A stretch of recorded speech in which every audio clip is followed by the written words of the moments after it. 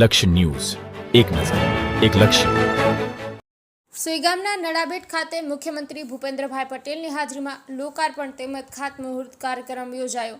નડાબેટના auditorium hall ખાતે કાર્યક્રમમાં મુખ્યમંત્રી ભૂપેન્દ્રભાઈ પટેલ, અધ્યક્ષ શંકરભાઈ ચૌધરી, કેબિનેટ મંત્રી બળવંતસિંહ રાજપૂત સહિતના બનાસકાંઠા જિલ્લાના ધારાસભ્ય સહિત જિલ્લા વહીવટી તંત્રના અધિકારીઓની ઉપસ્થિતિમાં કાર્યક્રમ યોજાયો હતો, જેમાં બનાસકાંઠાના 358.37 કરોડના વિકાસલક્ષી કામોના લોકાર્પણ તેમજ ખાતમુહૂર્ત કરવામાં આવ્યા હતા. સુઈગામમાં 1.83 કરોડના ખર્ચે બનેલા બસ સ્ટેશન સહિત નવીન બસોનું લોકાર્પણ, ડીસામાં 80 કરોડના ખર્ચે નિર્માણ થનાર સબ ડિસ્ટ્રિક્ટ હોસ્પિટલ સહિત 6 અંતરિયાળ ગામોમાં પેટા આરોગ્ય કેન્દ્રના સહિત વિકાસના કામોના લોકાર્પણ તેમજ ખાતમુહૂર્ત કરવામાં આવ્યા, તેમજ બનાસકાંઠા જિલ્લાના તમામ તાલુકાના ધારાસભ્યો ઉપસ્થિત રહ્યા હતા. ગોપાલ કે પૂજારા, ભાભર, બનાસકાંઠા.